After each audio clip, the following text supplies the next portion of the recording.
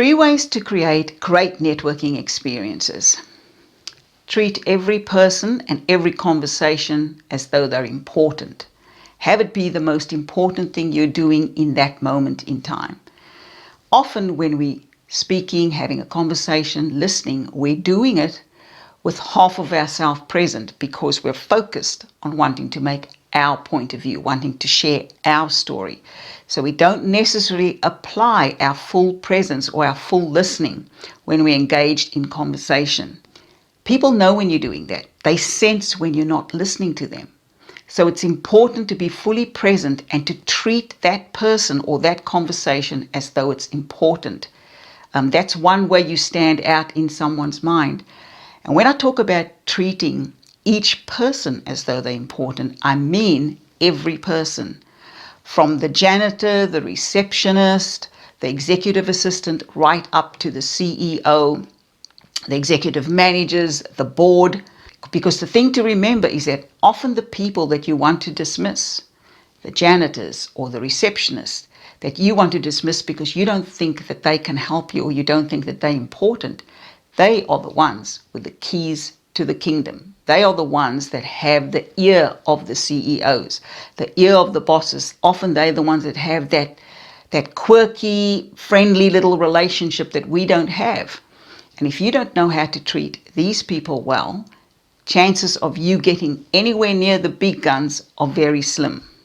Second way to create a great networking experience is to network to learn, not to gain.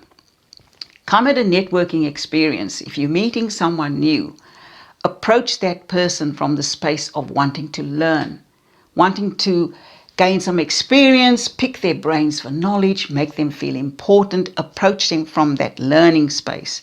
Do not approach people from wanting to gain something. And most people have got a radar for that. They're intuitive about that. They can feel when you're not genuine. They can feel when you're all about gaining for yourself and you're not about contributing or learning. So make sure that you're approaching from that space. Third way to make a networking experience great is to be yourself. Be authentic. I mean, so many times, especially when we're in the company of sort of big bosses, CEOs, or people of influence and importance, we feel like we need to put on a show. Be a bit of a show pony and try and have your best foot forward, which is fine. You do need to have your best foot forward, but you want to be genuine and you want to be authentic. You want to be yourself. If you're someone with a witty or a great sense of humor, use your sense of humor. Obviously be appropriate. You don't want to be behaving inappropriately, but, bring in your quirky jokes. Be yourself. If you're a storyteller, share information through storytelling. Whatever it is that makes you feel comfortable and that makes you present yourself in your genuine and authentic way. That's always memorable for people. And human nature is such that, it's often in the non-verbal cues that people pick up a lot about us, in our energy and how we present ourselves in our energy. So be conscious of that. Be genuine, be authentic.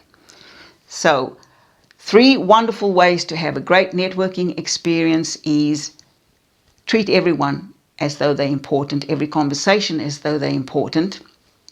Come to a network experiencing to learn, not to gain, and always be yourself, be authentic, be genuine.